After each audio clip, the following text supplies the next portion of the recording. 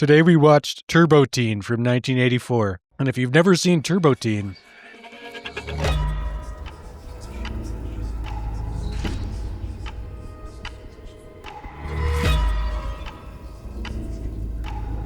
he can transform into a car and it's disgusting. It's like a true body horror show. It's hard to look at times. We are diving into episode 7 today because the show, somebody's trying to get rid of it, probably God. It's nighttime in the city of Washington, and our three main characters are at the arcade with their dog. Alex, Turbo Teen's BFF, is playing a terrible-looking game where the White House is being attacked by trucks. Meanwhile, a small kid is ordering a slice of pizza, and the pizza guy just hands him a slice, no paper plate, no napkin. Yeah, he's got his thumb right in the sauce.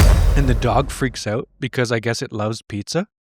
And the dog tackles the kid, and the pizza is sent flying right onto Brett's head. There's something that I just need to stress right at the beginning here about the car transforming is that this guy transforms into a car when he gets really hot. If his body temperature rises just too much, he turns into a car, whether he likes it or not. You've got to just move to Antarctica, live in a igloo with Pingu, and you'll never turn into a car again, and you can have a somewhat normal life. I guess the pizza is hot, so it triggers Brett's temperature-based vehicular transformation sequence. His hands, which held the joysticks, turn into big rubber tires, and his whole body is outlined in a golden glow. And he transforms into the car, and now he's Turbo Teen. So now there's just a car in the middle of the arcade, but Turbo Teen says, "I'm not done playing," even though he's a car now. And then he demands that they plug his computer into the game. Then Turbo Teen shakes violently as he sort of humps the gaming cabinet. And Alex looks really concerned and he says, "Bad vibrations." Yeah, this whole show is bad vibrations. Meanwhile, in an evil base, the bad guys are like, "Someone's tapped into our computer through a video game." So he plugs into this arcade machine and then video game correlates directly with their plan to take over the White House. And then they sold that game to an arcade for some reason. Yeah, that's about right. Then an alarm starts going off, indicating that one of the bad guys' blaster vehicles is moving. And the lead bad guy is like, "What? The invasion isn't scheduled until tomorrow." And the blaster vehicle breaks out the side of a building. Back at the arcade, Alex is trying to unjack Turbo Teen's computer cable from the gaming system. Alex manages to remove the cable just in time for the evil blaster vehicle to break through the arcade wall. And Alex says, "Wow, a real-life blaster." No one's ever been more excited for a tank to come through a wall directly at them. He recognizes it from the video game, which we saw, and it was like a 4-pixel VAG truck. This is like a tank with a drill on the front. That's not from the video game, dude. Also, they misspelled pizza. You see that? Oh my god. Pizza. Well, I guess we did see that pizza, and that was not pizza. That was pizza for sure. It has no cheese. You hold it the wrong way, so... Pizza. Steaming hot pizza. Alex is like, "Come on, let's stop that tank using teamwork." And they jump into their car, which is Turbo Teen, and they chase the blaster vehicle into the street.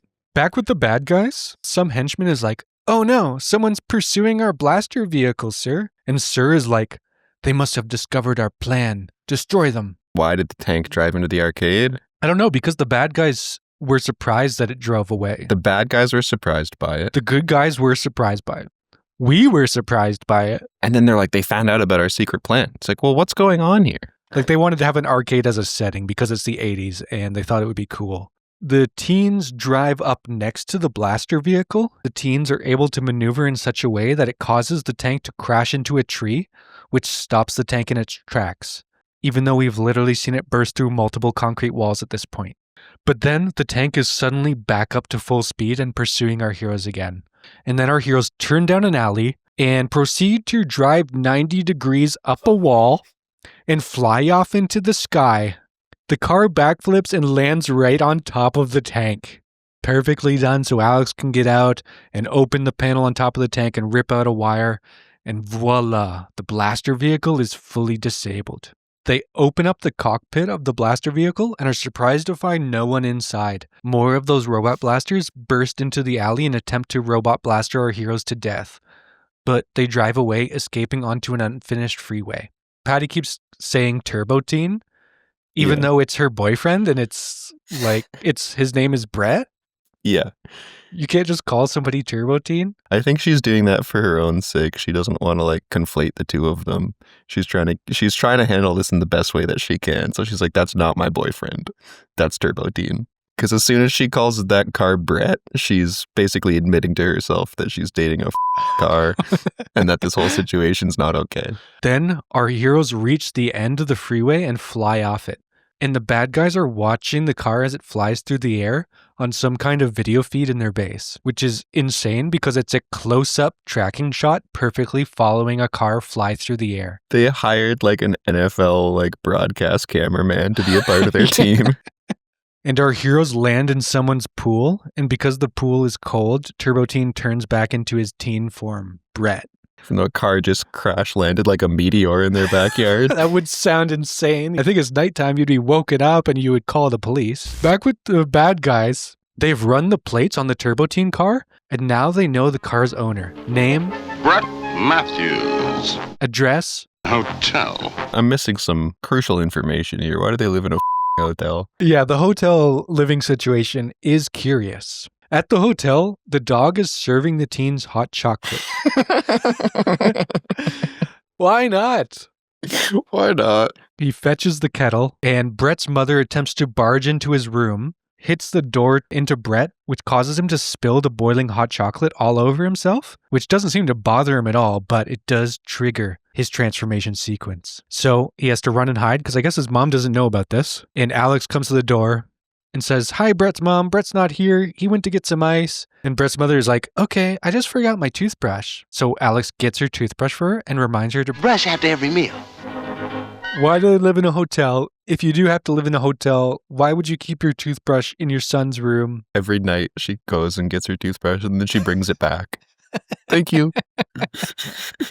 And then we see that Brett, now in full Turbo Teen car mode, is hiding on the balcony, which looks incredibly stupid. He's always propped up in these weird positions. The car is drawn really well, like it's a realistic car, and it's always put into these weird positions where it's like 45 degrees against a wall, and it just looks so stupid. A bunch of bad guys arrive at the hotel, and they spot the bright red car out on the balcony, and they make a run for it into the hotel hallway. I laughed out loud at this scene. He's not even moving. He just, in a static position, turns 90 degrees onto his side and then drives out of the room. Right out into the hallway, just comfortably driving down the middle of the hall. Tons of clearance on either side still. Oh, yeah. It's perfect. And nobody can hear this car just driving through. He's hotboxing this hotel with his... Just polluting, yeah. So they drive down the extra wide hotel hallways and into the extra wide hotel elevator. I think this hotel was specifically designed to accommodate a Turbo Teen. So in the parking garage, the teens are confronted by some bad guys in vehicles. The bad guys attack Turbo Teen, but our hero does one little maneuver that makes them crash into each other. Oh, I guess that's not a little maneuver. He turned into a cyclone. Someone's just driving by trying to find a parking spot. This is going on. That was enough to send them driving away in fear. And Patty takes one look at the license plate, and she's like, "This is from Smiling Sam's Used Cars." They disguise Turbo Teen as a used car for sale, which allows them to do some snooping. Then there's a crazy yellow tank thing with like jaws and it's crushing stuff. And Alex says, "It's a chomper. It's from the next level of the video game." Remember earlier? The game? It's from the next level. Remember that 8-bit square? That's Good thing it. you told us that. TT and the gang drive away, but the chomper is after them and the dog is barking. Why would you even bring the dog? Leave him at the hotel. Like, the chomper corners our heroes in a construction zone and they're about to die. TT is like, "Everyone calm down. This is going to be great." And then Turbo Teen flies away and he can just fly, I guess. Nothing matters anymore. And we go off into the sky. There were a few instances already in this episode where he could have flown away and that would have been the right move, but instead they waited till about 11 minutes in for him to use that feature. Yeah, and he's going to forget again about his flying. It must just be like his ult has like a really long cooldown or something and he can only do it once. He could only fly once a day. He's got a long refractory period on his flying. He flies onto some kind of crane. He scales to the top of it and causes it to drop its load of steel beams onto the chomper, destroying it. And the bad guys in their base are like, we must destroy this menace if our invasion is going to succeed. I don't know. I think they're putting way too many resources into stopping Turbo Teen. The invasion's tomorrow, guys. Like, it's not time to get distracted by a Turbo Teen. In the wreckage of the chomper, Alex finds a control device. So they put the control device in TT's glove box. Back with the bad guys, they're like, oh, our control box is live again. That's perfect. Now we can control Turbo Teen. So they're driven into the bad guy's base, and they're headed straight for some explosive chemical barrels. Luckily, the dog chews through Patty's seatbelt. She just has some sort of chain lasso thing. Yeah, where did that come from? She just pulled that out of nowhere. As soon as the dog chews through her seatbelt, she just stands up and has a lasso, and she says, I sure hope that summer at the Dude Ranch pays off. And then she perfectly lassos the leg of the nearby water tower. And you can't just be justifying insane like right before it happens by saying, oh, I spent a summer at the Dude Ranch. Now I'm doing lassos. Yeah. Okay, well, that explains how she can do that then, sure. The water tower topples over and soaks our heroes, which turns TT back to his human form. But the bad guys think that they have defeated them because according to their computer, the control box is no longer live. And the bad guys have had live video feed of every single moment of the show so far. But when it comes to the crucial moment of their enemy's demise, they switch to the old, radar bleeper. And also, it's on their base. So, they could just look out the window. This is the closest they've ever been to you, and you suddenly have no access to their whereabouts or anything. Like, oh, the control box is gone. It's like, well, it's because it probably turned into his pancreas or something. Oh, yeah, that's deep in his ass now, that control box. So they defeat some henchmen and steal their jumpsuits. So our heroes crawl into the computer room with the dog, and Alex explains how he's going to reprogram their computers, and he explains it by singing a little song. The diode connected to the electrode connected to the cathode. I think he says cat hole. I don't know what the he said. Cathode. He should have just said, I sure hope that summer I spent at the computer reprogramming ranch pays off. So he pushes the button. Then a bunch of cables fall from the ceiling, trapping our heroes. Alex admits it must have been the wrong button. That was the button that releases all those cables from the ceiling. So the teens and the dog are captured and brought to a cell. And the guy keeping guard is like, you kids better get used to hard work. Now get mopping. And he kicks them over a mop bucket. They've been chasing these guys forever, trying to kill them on the road and run them into a wall or whatever. And then they're like, now that we've got you, you're going to clean up this room for me. They need to put a bullet in these Turbo Teens' heads and be done with them. Brett puts his feet, still wearing his sneakers, into the hot mop bucket water, and Patty lifts the disgusting, filthy mop above his head. So gross. It's so gross. She allows some of the nasty mop water to drip from the mop head onto his neck. And he responds by just getting down on his hands and knees. He knows the routine. This is the first time in the episode we really get a good look at the transformation sequence. First, his torso elongates like a human wiener dog. Then, his feet swell up and balloon into tires. This is when I wrote down, is this painful? It looks so painful. It's gotta be, at least for a second. It's gotta be very painful. Next, his ass becomes perfectly rectangular, and it grows and morphs into the tail of the car. And while this is happening, there is the most triumphant music playing. As if this is the equivalent to Clark Kent going into a phone booth and quickly changing into Superman. But the reality is, we are looking at a teenager's rectangular ass turn from flesh to metal in a demonic animation. And then finally, his face widens, and it is absolutely demented in this week's Cursed Frame. Oh, this is where the Fast and Furious franchise has to be heading. I want to see Vin Diesel doing this. I hate his big, wide mouth, those big, gross teeth. His one big, wide tooth? At what point does that transform from a tooth to a headlight or whatever, when is that no longer a tooth? Is that a tooth right now? Because that's gnarly. And he just smiles through this whole thing like he loves it. Remember those Animorph books? Kind of like that.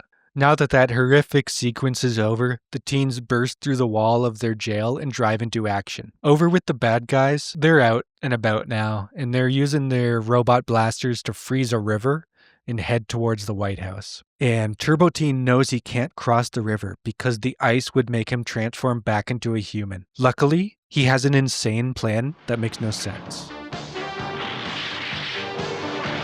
He has skates on, I guess? So he's not technically touching the ice, so it's fine. He really nailed this plan. The bad guys shoot ice rays, but Turbo Teen spins magically through the air and escapes. Good thing I spent that year at figure skating camp. So now TT's plan is to beat the bad guys to the White House so he can warn the president. There's crazy traffic. Oh no. And he has instantly forgotten that he can fly, so it's a big issue. Luckily, he can do some other insane. He elongates his axles so the car is like 10 feet in the air, but his wheels are still on the ground. You were just flying a second ago. Just continue the flight. The flight's not over, Turbo Teen. You can't just land and say, oh no, there's traffic. Now that he's 10 feet in the air, he can drive over the traffic, which doesn't really make sense because he's still taking up the exact same amount of space with the wheels on the ground. Then the teens see there's a drawbridge ahead of them, and the drawbridge is like halfway up, so it's a perfect jump. And they're like, oh, drawbridge. But it's literally such a small gap. And in the show, we've seen them hit so many jumps, and also he can fly, so everyone needs to calm down. This is such a small jump, it's embarrassing you would even be worried about this one. And of course, the car easily clears the gap and lands on a bus headed to the Lincoln Memorial. And then they drive off the bus and up the stairs. The bad guys show up and shoot a freeze ray and they ice Lincoln. And it's very reminiscent of our Inhumanoids episode, the Bukkake Lincoln. Then the bad guys shoot an ice ray and create an ice puddle on the ground, and our heroes drive into it, spinning out of control. And the ice doesn't turn Turbo Teen back into his human form because it. Nobody cares about the rules anymore. The tank hits TT with a direct hit of ice, and he changes back to human form, but not fully. This is insane. You texted me right before we got on this call, and you just sent me an image of this. Yeah, I don't think I have the authority to do this on this show, but this is also this week's second cursed frame. You know what? Yeah. It really elicited a strong reaction out of me when I saw him looking like one of those crazy ants with a huge ass. Lincoln's rolling in his grave right now. You're right. Like, how do you haul that thing around? He's gotten, talk about being in pain. It's one of the most body horror things I've ever seen in my life. So the rules of the transformation are completely out of the window. So now you have to be specifically your whole body's cold? Yeah, a piece of pizza landed on top of his head and he transformed into a full car. Now he's been hit by an ice beam? He's half human, half car. It's like the worst centaur I've ever seen. God, I hate it. I hate it so much. Yeah, this could be this week's curse frame too. Sure. Nice. There's a second one. A rare double cursed frame. As they get halfway down the stairs of the Lincoln Monument, Turbo Teen is like, it's working. Which I was like, what's working? What? So he's like working up a sweat by crawling down the stairs, lugging like 20,000 pounds of metal on his ass? Yeah, I guess that's the idea. He says it's working, and then he starts turning back into a car, so it's because of his physical exertion, I guess. So he can't ever run or exercise without turning into a car. This is a cursed life. He's never experienced the joy of getting into a hot tub? It's one of life's main joys. Over at the White House, the evil tanks break through the gates and shoot some beams at the guards. And one of the guards, there's two guards here. One of them is just straight up dressed like the bad guys. Like he's in the red jumpsuit that they have, but he's supposed to be a White House guard. So yeah, I didn't catch that. That's bizarre. The White House guard has like an eye patch and everything. He's like so clearly a bad guy. But luckily, TT shows up. He flies in. Flies through the White House gates. Turbo Teen is just in between the tanks now, and the main bad guy is like, let's blast him. But he dodges the ice blasts by just standing up. So that's how he got up on the balcony. Oh yeah, he can just stand up. And the tanks freeze each other. And then the rest of the bad guys start retreating. Alex has a brilliant plan. He takes a large icicle off of the frozen tank and then uses TT's seatbelt as a slingshot and shoots the icicle missile at the bad guy, which perfectly pops their tire. Good thing I spent the summer at that archery camp. That's not how seatbelts work. None of this is how anything works. The bad guy's tires pop, so they end up crashing their car, and then they just surrender. And Turbo Teen and his friends have successfully saved the White House from being frozen for some reason. And then the president awards all the teens with a special Medal of Bravery, and everyone gets one, even the dog. Yay.